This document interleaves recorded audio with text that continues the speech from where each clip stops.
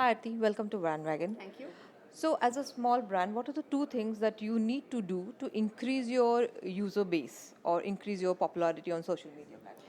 There's always paid marketing, but when it comes to organic, there are no shortcuts. So, as a brand that's starting out, you have to look for garnering their love and their respect. Love comes when you focus on building a thriving community, and so therefore you create content which does not just resonates but also makes them laugh, teaches them something, adds value to them and inspires them to take some positive action. Respect comes when, as a brand, you're trying to convert your followers into fans, and therefore, creating a community is so much more than just putting out content. It's about nurturing the community, doing meetups, meeting them often, giving them some rewards as a program, and really building that long term relationship so that they care about you and then they share your content forward.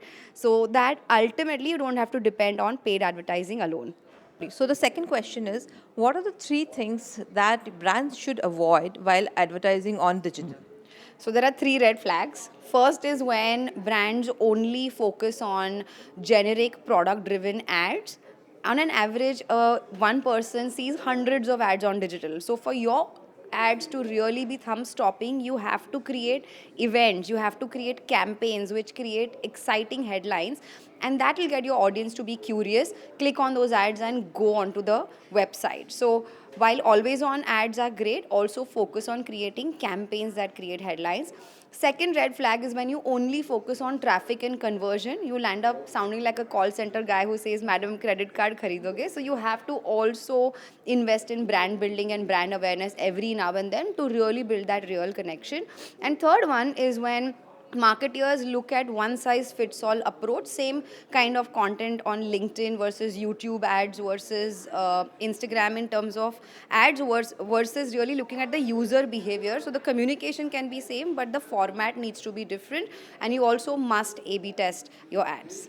So, what is the most important aspects that brands need to keep in mind while creating a brief for their social media agency or digital advertising agency? Great question. I believe writing briefs is the most critical part as a brand manager or a social media manager, so that your agency partners can literally be on the same page as you are.